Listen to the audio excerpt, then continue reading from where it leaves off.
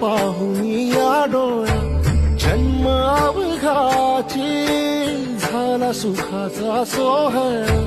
घेऊन कृपाळू करकटवारी चैतन्य सावळे उभे विटेवारी आज माहेरासी आलो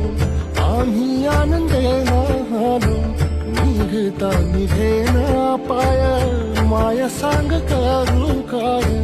नको लोटू दूर लवलाही आई माऊली विठाई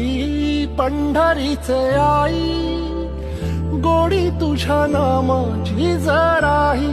अमृताही नाही